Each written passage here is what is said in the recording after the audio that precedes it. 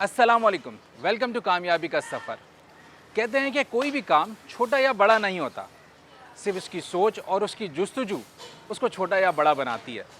हम आज एक ऐसे ही इदारे के पास मौजूद हैं जो अब 1100 बच्चों को तालीम देता है, जो चंद साल पहले चंद बच्चों से जिसने उस चीज़ का आगाज़ किया था। जानते समझते हैं कि इस पूरे इलाके के अंदर ये स्कूल कैसे इतने सारे बच्चों को फैसिलिटेट कर रहा है और कैसे तालीमात के अंदर उनके हेल्प कर रहा है। आइए मिलते हैं इनकी टीम से।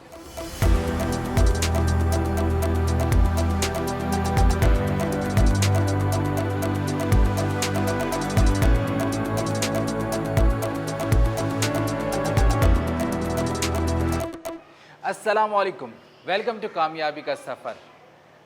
कहते हैं कि दुनिया में कोई काम छोटा या बड़ा नहीं होता, सोच इंसान की उसको छोटा या बड़ा बनाती है और उसके पीछे जो जुस्तजू की जाती है उस चीज़ को हासिल करने के लिए उस काम को वो छोटा या बड़ा बनाती है।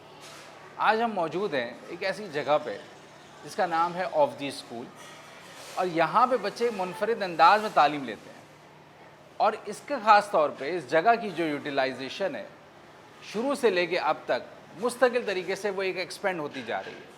तो मेरे साथ मौजूद हैं नजम सोहरवर्दी, जो फाउंडर हैं और जो इस चीज़ मिशन को स्टार्ट करने वाले बाकायदा बानी है, और इन्होंने जिस तरीके से इसको फैलाया है पूरे पाकिस्तान के अंदर, वो इसके मशल को इसको लेके जाना चाहते हैं पूरे पाकिस्तान के अंदर। तो हम मिलेंगे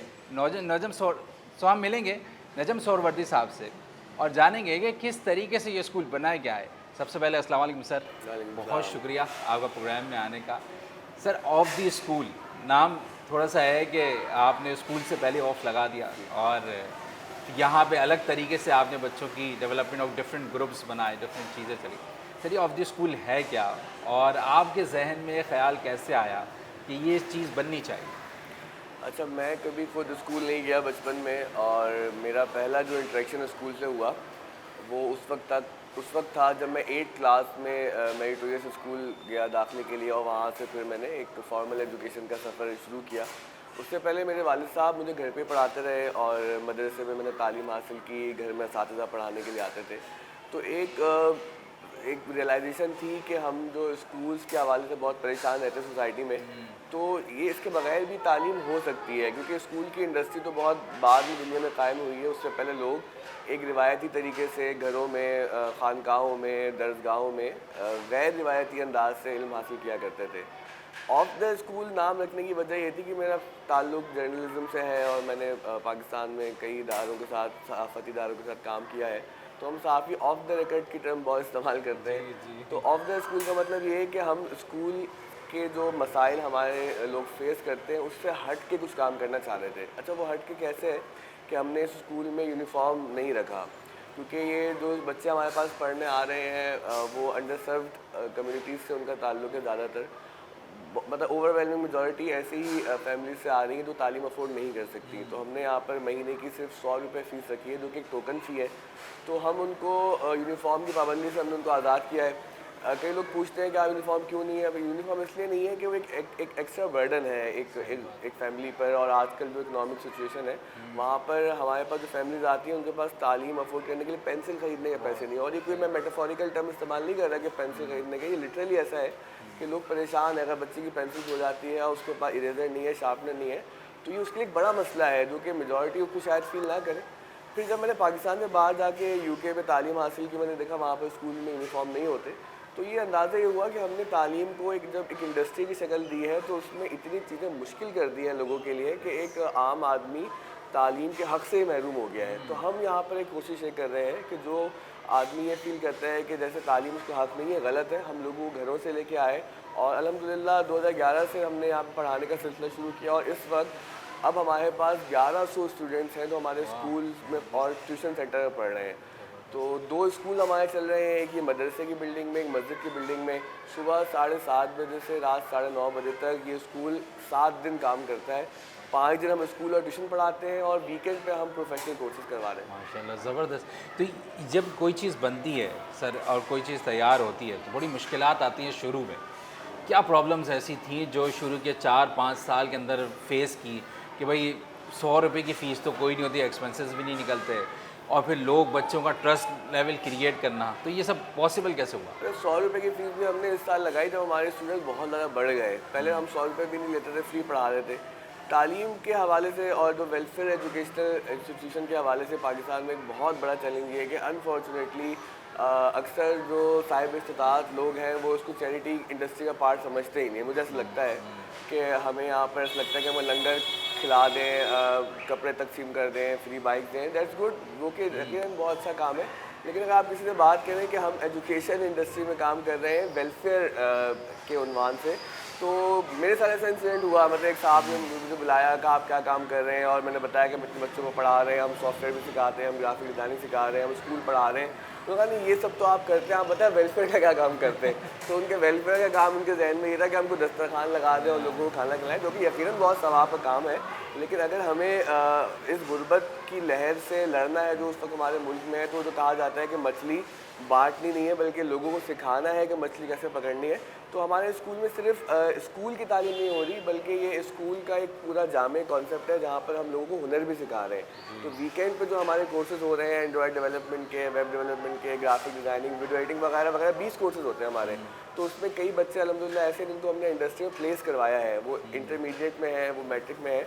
क्योंकि पाकिस्तान में एक अजीब कॉन्सेप्ट है कि लोग अर्ली काम नहीं शुरू करते हैं। मैंने बाहर लंदन में देखा जब मैं पढ़ रहा था कि लोग 16 साल से 17 साल से काम शुरू कर देते हैं, 18 साल तो इंडिपेंडेंट हो जाते हैं। तो बावजूद इसके कि हम एक बहुत ही मुश्किल माशी हालात का सामना कर रहे हैं, अर्ली काम करने की जो आदत है वो भी हमें एज अ नेशन नहीं आई। तो वो भी हम कोशिश कर रहे हैं कि बच्चों को रियलाइज़ करवाएं कि आप अपनी तालीम के साथ थोड़ा सा हुनर सीख कर बहुत अच्छे पैसे कमा सकते हो। मेरे अपने स्टूडेंट्स हैं तो अल्हम्दुलिल्लाह 50-50 हज़ार रुपये सैलरी पे काम कर रहे हैं और साथ ही तालीम भी हासिल कर रहे हैं। बहुत ज़बरदस्त। अच्छा, सबसे पहले जब कोई चीज़ स्टार्ट की जाती है, या कहते हैं कि टीचर्स जो है ना, वो किसी भी इदारे की कामयाबी का मतलब सारा सरमाया होता है। ऐसे ही है। टीचर्स शुरू में मिलना, अच्छे टीचर्स का मिलना और उसको सफ़र को डेवलप करना, ये टीचर्स कैसे मिले और हर क्लास के अंदर जिस तरीके से टीचर अपना इनपुट देते हैं, ये टीचर या फिर आपने भी कोई अपने साइट पे कोई टीचर्स की डेवलपमेंट का कोई तरीक़ेकार ढूंढा? ये बहुत अहम मसला है हमारे यहाँ कि हम टीचर डेवलपमेंट पे काम नहीं करते। उसके दो रुख हैं। एक तो ये कि इदारे, बहुत बड़े बड़े इदारे भी इस कमी को पूरा नहीं कर पाते। वो खर्चा नहीं करना चाहते, वो पैसे खर्च नहीं करना चाहते, क्योंकि प्रॉफिटेबिलिटी एक बहुत बड़ा मसला एजुकेशन के साथ जुड़ गया है। दूसरी जानिब से ये होता है कि टीचर्स भी बाजू का नाला हो जाते हैं कि हमें ये कौन सिखाने आ गया है, कि अगर आप उनको एक ट्रेनर लेके आए उनके पास और वो थोड़ा यंग हो और टीचर की उम्र थोड़ी सी ज़्यादा हो, तो वो थोड़ा सा एक प्रॉब्लम बन जाता है। तो अल्हम्दुलिल्लाह हमने इस चीज़ को पहले दिन से काबू में रखा। जब हमने टीचर्स की अपॉइंटमेंट की तो हम उसमें बहुत क्लियर थे कि यहाँ पर ट्रेनिंग्स होंगी और हम बहुत फ्रीक्वेंट ट्रेनिंग्स करते हैं और हमारी इन हाउस ट्रेनिंग्स भी होती हैं, बाहर से ट्रेनर्स भी आते हैं हमारे साथ। सर फैसल अमीन, सर वारिस और बहुत से ऐसे काबिल असातिज़ा हैं जो कराची के बहुत बड़े मशहूर और अच्छे रेप्यूटेड तालीमी इदारों में पढ़ाते रहे हैं, लीडिंग रोल्स में रहे हैं। वो अल्हम्दुलिल्लाह हमारे साथ इस मिशन में और फुल टाइम आ गए हैं। तो हम टीचर्स को मुस्तकिल एक डेवलपमेंट के फेज से गुजारते रहते हैं। मैं खुद भी बैठता हूँ, मैं खुद भी सीखता हूँ। अच्छा, एक और मसला ये होता है हमारे इदारों में जो इदारे चलाने वाले हैं वो चूँकि उस पूरी सिस्टम का फंक्शन का हिस्सा नहीं बनते, तो टीचर्स में और मैनेजमेंट में एक डिसकनेक्ट रहता है। हमने ये कोशिश की है कि जो हमारी मैनेजमेंट है और जो हमारे टीचर्स हैं उनमें डिसकनेक्ट ना हो। जब ट्रेनिंग टीचर्स की होती है तो जो मैनेजमेंट के लोग हैं वो सब भी बैठते हैं और मैं भी उसके अंदर बैठता हूँ। 1100 बच्चे हैं आपके पास यहाँ पढ़ रहे हैं। उन 1100 बच्चों के अंदर सबसे बड़ी बात ये आती है कि इनका चेक एंड बैलेंस है, चीज़ें हैं। जब चैरिटी की बात आती है, बहुत सारे लोग वेलफेयर का काम करते हैं और मतलब स्कूल्स को ट्रस्ट बेस्ड स्कूल्स चलते हैं, चैरिटी बेस्ड स्कूल्स चलते हैं। अकाउंटेबिलिटी और उस प्रोसेस के ऊपर क्वालिटी चेक को देखना कि यार ये सही है या नहीं है, ये कैसे इंश्योर करते हैं कि यहाँ पे सब कुछ सारे सही तरीक़ों से चल रहा हो? देखिए, आपको मालूम है कि हमारे दादा अल्लामा रियाजुद्दीन सुहरवर्दी जो थे वो यहाँ के मस्जिद के इमाम व खतीब थे, बगदादी मस्जिद के। और फिर हमारा एक सूफी सिलसिला है, तो पाकिस्तान बनने के साथ ही हमारी यहाँ से एक तारीख शुरू होती है मार्टन रोड पे। तो हमारे दादा ने अल्हम्दुलिल्लाह यहाँ सारी ज़िंदगी गुजारी। फिर हमारे वालिद साहब अब मस्जिद के इमाम व खतीब है। तो अल्हम्दुलिल्लाह एक हमारी पूरी की हिस्ट्री है कि लोगों से बहुत पुराना ताल्लुक़ है, एक सेंस ऑफ कम्युनिटी है यहाँ पर। और जो वालिद साहब हमारे दादा थे उनका हमेशा से विज़न रहा कि भाई मस्जिद जो है वो सिर्फ एक इबादत गाह नहीं है, बल्कि उसको लोगों की फ़लाह के लिए इस्तेमाल करना है। अगर आप फ़लाह का काम करते हैं तो उसमें अकाउंटेबिलिटी बड़ी आसान हो जाती है, क्योंकि लोग आपसे जुड़ जाते हैं आगे। अब मैं एक फ़र्द वाहिद नहीं हूँ चलाने वाला, मेरे भाई शहाबुद्दीन सुहरवर्दी भी चला रहे हैं और हमारे साथ बहुत सारे ऐसे लोग हैं जो इंडिपेंडेंट कैपेसिटी में आकर हमारे सिस्टम का पार्ट है। हमने चीज़ों को बिल्कुल ओपन रखा हुआ है, जो भी आता है वो देख सकता है। अच्छा, फिर ये कि हमारे डोनर्स भी बहुत महदूद है, हम सबसे कैश नहीं लेते। मतलब कई दफ़ा होता है कि लोग हमारे पास आते हैं कैश लेने के लिए, लेकिन हमने एक सिस्टम बनाया हुआ है कि हम जिनको जानते हैं और जो हमें जानते हैं, वाह। ताकि एक ट्रस्ट बिल्डिंग जो है ना वो टू वे होती है। अब अगर हम डोनेशन की अपील शुरू कर दें और लोगों से पैसा उठाना शुरू कर दें तो यकीनन फिर एक ज़रा सा ज़्यादा पेचीदा मसला हो जाएगा। अल्हम्दुलिल्लाह अभी तक ये है कि ऐसे लोग हमारे साथ जुड़े हुए हैं जो अपना नाम लिए बगैर अकाउंटेबिलिटी भी करते हैं, वो ट्रांसपेरेंसी को भी इंश्योर करते हैं और पूरे सिस्टम का पार्ट बने हुए हैं। ज़बरदस्त, बेहतरीन। इसी चीज़ को देखते हुए हम जानेंगे कि टीचर्स के साथ मिलेंगे एक ब्रेक के बाद और फिर सुनेंगे कि किस तरीके से टीचर्स काम कर रहे हैं और यहाँ पे कौन कौन सी फैसिलिटीज़ प्रोवाइड की जाती हैं और माहौल कैसा है जो दिया आता है। क्या ये वेलफेयर बेस्ड स्कूल जो एक ट्रेडिशनल कहा जाता है माशरे में, ये वैसा ही है या वाकई एक इम्पैक्ट क्रिएट कर रहा है जहाँ पे बहुत सारे इस इलाके के बच्चे नहीं, दूर दूर दराज से आते हैं बच्चे और वो इस्तेफ़ादा हासिल करते हैं। तो कहीं जाएगा नहीं, हम एक ब्रेक के बाद आ रहे हैं और मिलते हैं तमाम टीचर्स के साथ और जानते हैं ऑफ द स्कूल के अंदर क्या हो क्या रहा है।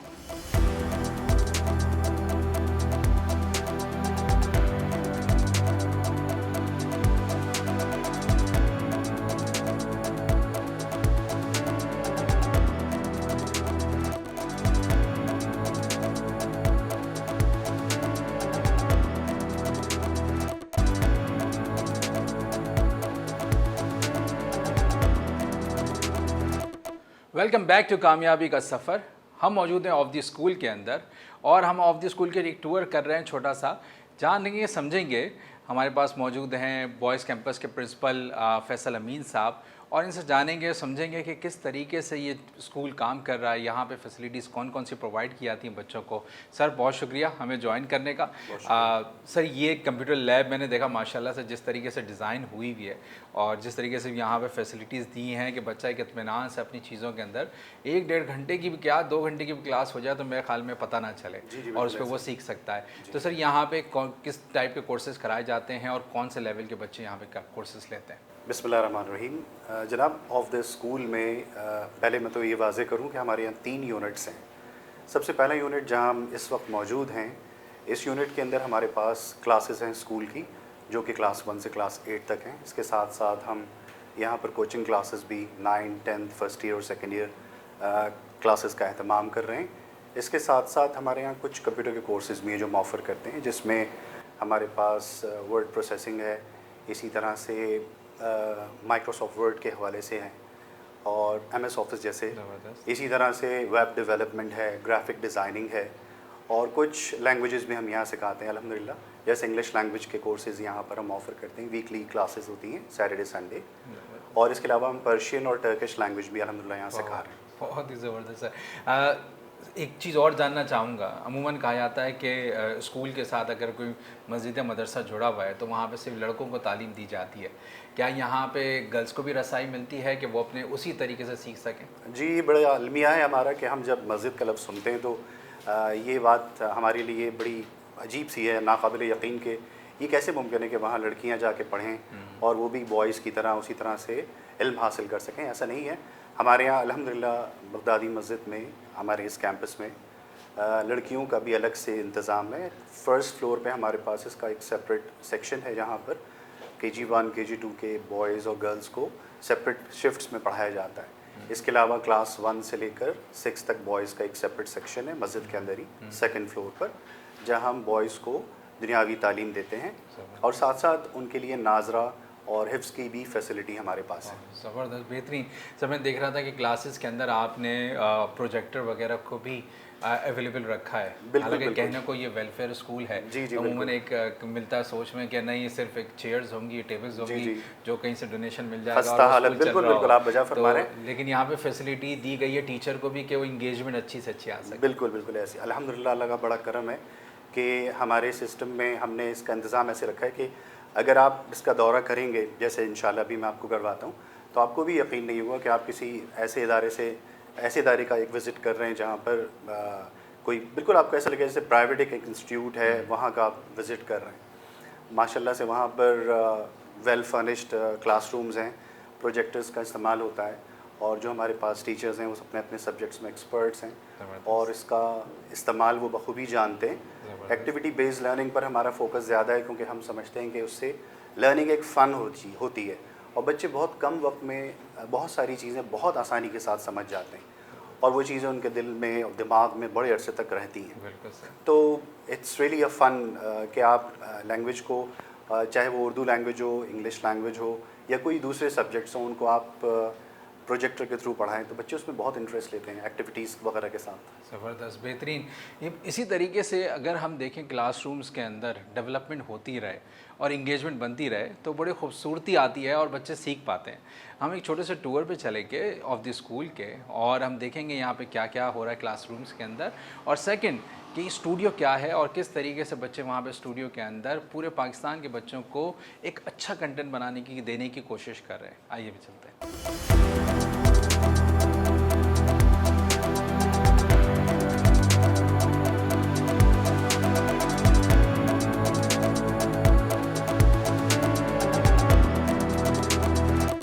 तो अब हम मौजूद हैं OTS के स्टूडियो के अंदर और मेरे साथ मौजूद हैं शाहाब सुरवर्दी साहब और जो कि प्रोजेक्ट मैनेजर हैं ऑफ द स्कूल के। सर ये मैंने एक साइड पे देख रहा हूँ कि जहाँ पे टीचर्स आकर और मुख्तलिफ प्रेजेंटर्स आकर रिकॉर्डिंग कराते हैं अपने लेक्चर से रिलेटेड, चीज़ों से रिलेटेड, और एक साइड पे आपकी डिफरेंट डिज़ाइनर्स और एनिमेटर की टीम बैठी हुई है। तो सर ये किस तरह फंक्शन करता है और क्या तरीके का? ये जो OTS का स्टूडियो है हम मेन यूनिट में है जहाँ पे मैक्सिमम तौर पे लड़के लड़कियाँ दोनों पढ़ रहे हैं और स्टूडियो में, लेकिन अभी तक हमने ये देखा कि रुझान लड़कों का ज़्यादा होता है, लड़के ज़्यादा कंप्यूटर कोर्सेज करते हैं, लेकिन हम इस चीज़ को निगेट करते हुए चाह रहे हैं कि लड़कियाँ भी इस फील्ड के अंदर आगे बढ़ें, मज़ीद तरक्की करें। और मसला ये है कि अगर आप जो है वो सिर्फ तालीम थ्योरी देंगे, प्रैक्टिकल नहीं सिखाएंगे, तो लोग माशरे में एम्प्लॉयमेंट के लिए जब जाएंगे तो आगे से फिर उनको बहुत मुश्किलात का सामना करना पड़ेगा। तो हमारा मकसद ये था कि अगर हम थ्योरी पढ़ा रहे हैं क्लासेस में तो वही चीज़ प्रैक्टिकली भी हम स्टूडियो में उसको इस तरीके से सिखाएं कि लोग आगे जाके अपने एम्प्लॉयमेंट हासिल कर सकें। ज़बरदस्त, बेहतरीन।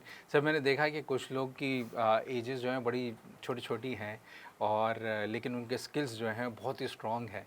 तो क्या ये आप ही लोग के थ्रू डेवलप होते हैं या डेवलपमेंट का फेस तरीक़ेकार क्या है? असल में बात यह है कि अब तो 3 या 4 साल का बच्चा मोबाइल का पासवर्ड खोल लेता सही है। बात। तो अब टेक्नोलॉजी कोई ऐसी चीज़ रही है जो बहुत ज़्यादा मुश्किल हो गई हासिल करना।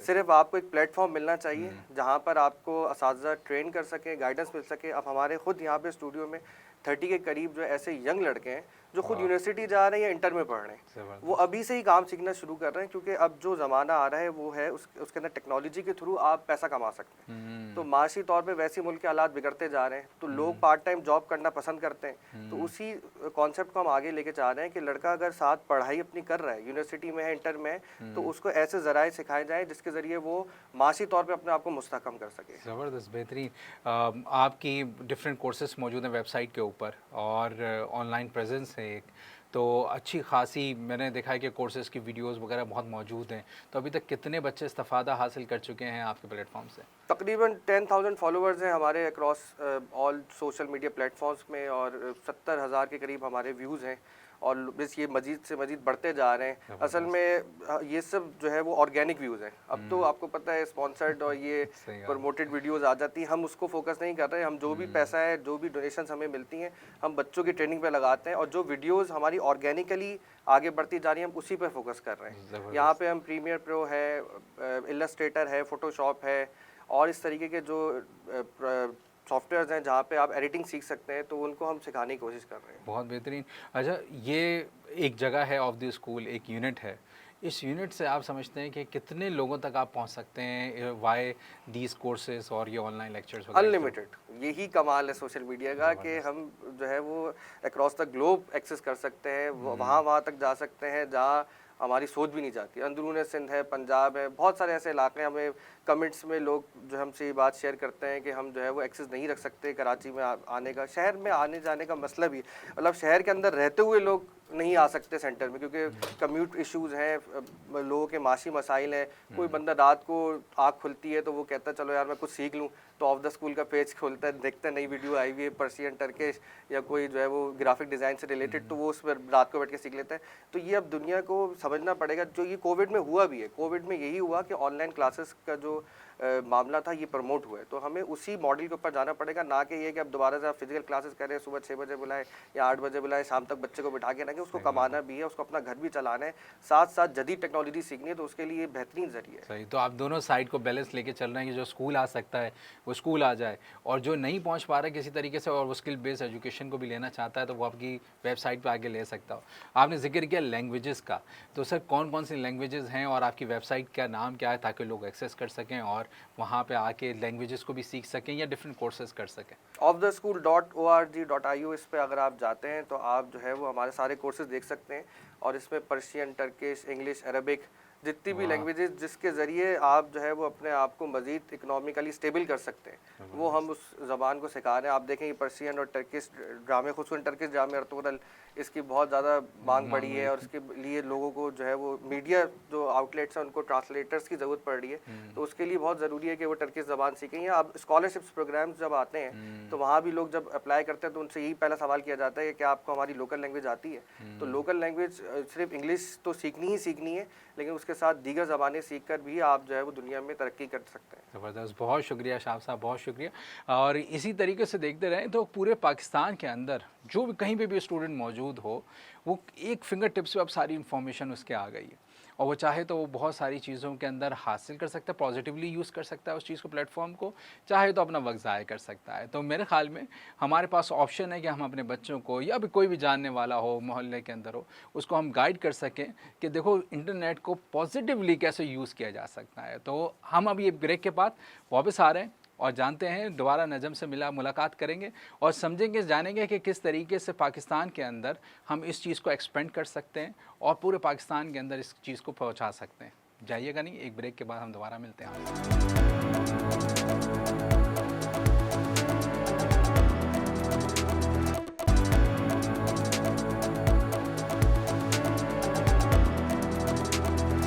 वेलकम बैक टू कामयाबी का सफ़र। हम मौजूद हैं ऑफ द स्कूल के अंदर और हम बात कर रहे हैं ऑफ द स्कूल के फाउंडर नजम सोहरवर्दी से। सर, हमने एक विज़िट किया आपकी पूरी फैसिलिटी का, और जिस तरीके से आपने बच्चों को तैयार किया कि ये खुद से और इतनी कम एज के ऊपर डिज़ाइनिंग भी कर सकें, एनिमेशन भी कर सकें, स्टूडियो को मेंटेन भी कर सकें। इसी तरीके से सीनियर टीचर हैं, असातिज़ा हैं, एक आपने यूनिट क्रिएट किया है, एक आपने टीम क्रिएट की है।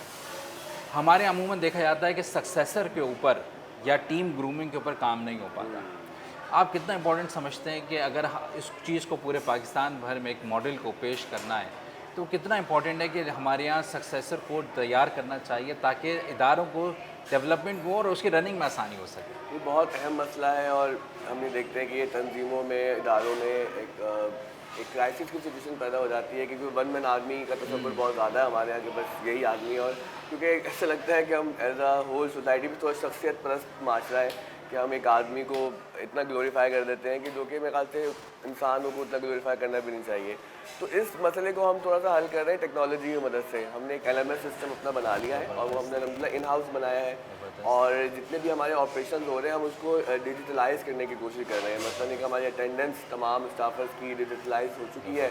अब हम स्टूडेंट्स के लिए भी कर रहे हैं कि जैसे वो अटेंडेंस लगाएं तो उनके घर वालों को मैसेज चला जाए, जो उनकी कोर्स प्लानिंग है, जो अगले 3-4 साल की प्लानिंग है, वो हम सारा का सारा कंप्यूटर बेस कर रहे हैं, ताकि वो डिपेंडेंट ना रहे मुझ पर। क्योंकि मुझे भी आगे ज़िंदगी में कुछ मेरे अपने भी गोल्स हैं। मैं एक जॉब भी करता हूँ फुल टाइम, और मुझे PhD भी इंशाल्लाह आगे करना है। तो मेरी खुद एक ख्वाहिश है कि ऐसा सिस्टम हो कि जो मुझ पर डिपेंडेंट ना हो, जो किसी पर डिपेंडेंट ना हो इंसान पे, बल्कि वो सिस्टम खुद अपने आप को सर्वाइव करे, सस्टेनेबल बने।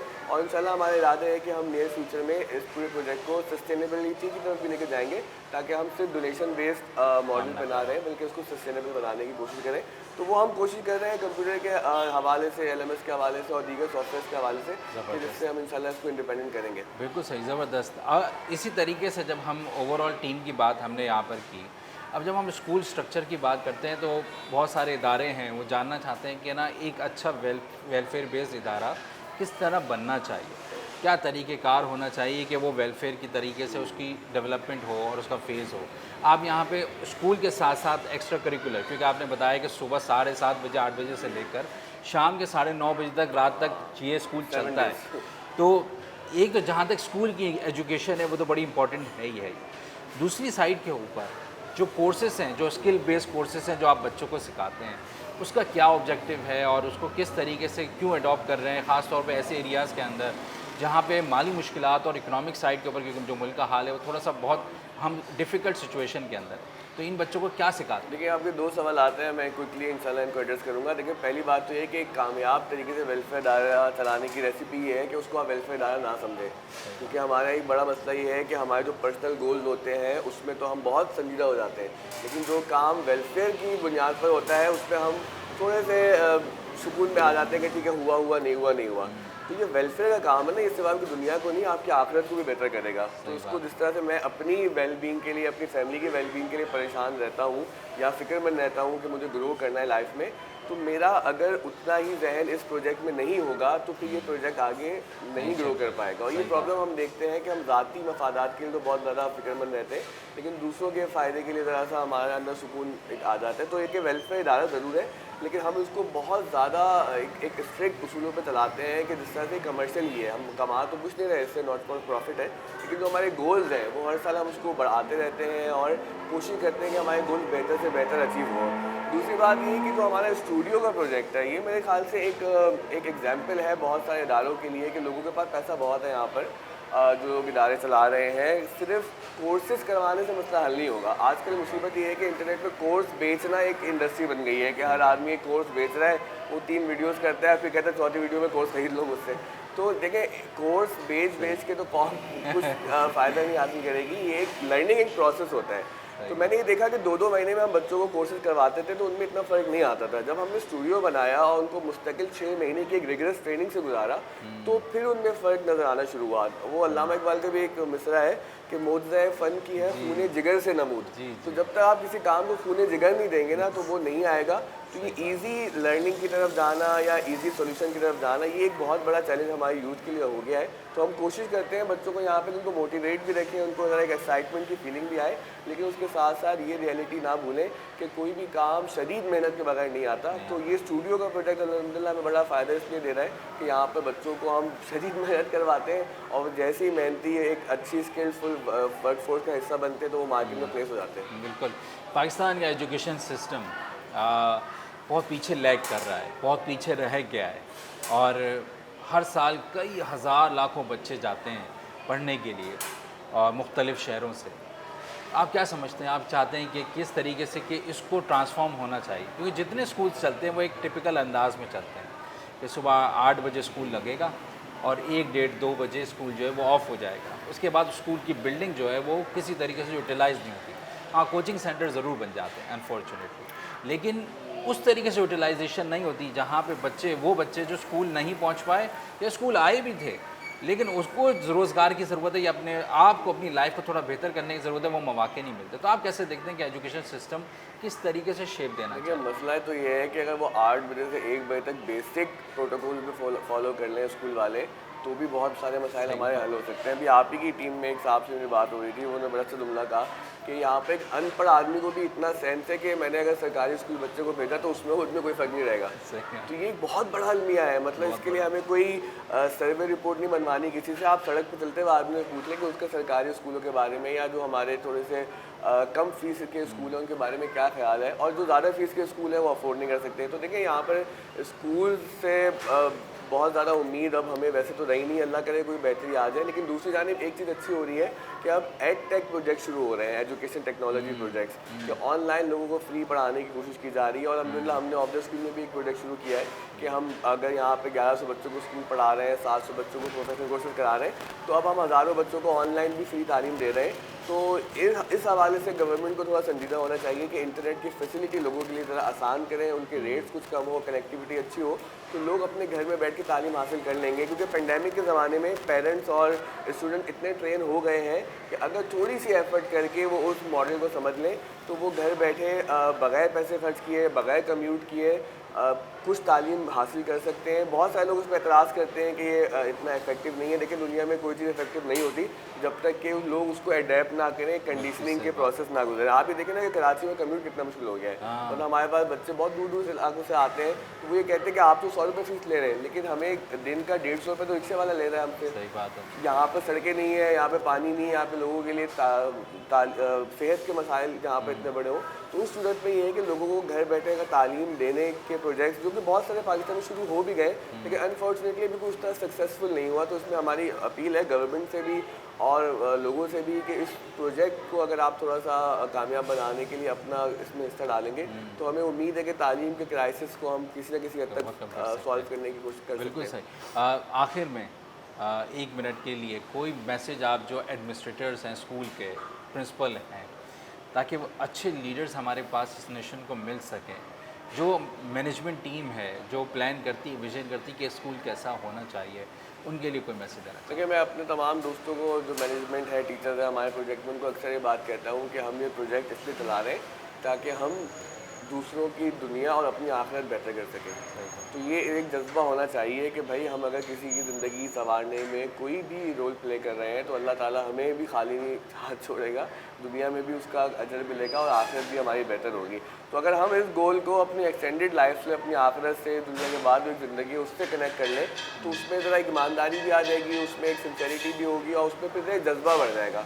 दूसरा ये कि आपको अपनी स्किल्स बढ़ानी पड़ेंगी। हमारे यहाँ मैनेजमेंट के बहुत सारे कुछ पुराने तरीके भी हैं। जिस तरह से हमारे स्टूडियो में कुछ नए दोस्त जब शामिल होते हैं तो मुझे अक्सर कहते हैं निज़ाम में बहुत अनप्रोफेशनल इन्वायरमेंट है। तो मैं पूछूँ अनप्रोफेशनल क्या है? लोग यहाँ पे हंस रहे हैं, कोई यहाँ पर बीन बैग पे बैठा हुआ है, कोई वहाँ पर बैठ के लैपटॉप इस्तेमाल कर रहा है। तो उनको समझाने की कोशिश करें दुनिया बदल रही है। आप गूगल का कल्चर देखें कि वहाँ पर लोगों को कितनी फैसिलिटीज़ दी जाती हैं, लोगों को ज़ाहिर तौर पर रिलैक्स रखा जाता है। तो पाकिस्तान में मुसीबत है कि हम समझते हैं कि वर्क फोर्स को अगर आप बहुत अंडर प्रेशर रखेंगे और उनके ऊपर मुसीबत बन के सवार रहेंगे तो वो काम करेंगे नहीं। ऐसा नहीं है कि जब तक आपकी वर्क फोर्स आपके कॉज के साथ सिंसियर नहीं होगी और उससे वो डिटैचमेंट की हालत में ना हो ना, अटैच हो, तो लोग फिर खुद ब खुद काम करना भी शुरू करते हैं। और दरअसल ये कि मैनेजमेंट को भी चाहिए कि लोगों को ज़रा रिलैक्स एनवायरनमेंट देने की कोशिश तो करें। ये एक बिलावल का स्टीरियोटाइप किया हुआ है कि पाकिस्तान में अगर कोई चीज़ हम बाहर का कल्चर लेके आ जाएंगे वेस्ट का तो लोग यहाँ पे काम नहीं करेंगे। ऐसा नहीं है, हमने यहाँ पे ट्राई नहीं किया। हम तो अल्हम्दुलिल्लाह सवाल में सक्सेसफुल है। बहुत शुक्रिया नजम शो में आने का और बेहतरीन इंसाइट्स देने का, पाकिस्तान से रिलेटेड, एजुकेशन सिस्टम से रिलेटेड। जब भी हम पाकिस्तान की बात करेंगे, फ्यूचर की बात करेंगे, तालीम उसमें एक अहम रोल अदा करेगी। हमें जहालत और गुर्बत से अगर फ़ाइट करना है तो बगैर तालीम के नहीं हो सकता।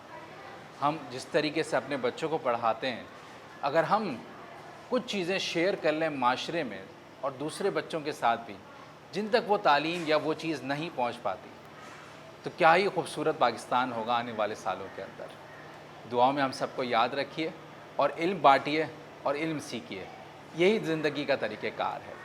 इजाज़त दीजिए डॉक्टर मोहसिन को कामयाबी का सफ़र से। इंशाअल्लाह एक नए शो में दोबारा मुलाकात होगी आपसे अगले वीक। अस्सलाम वालेकुम।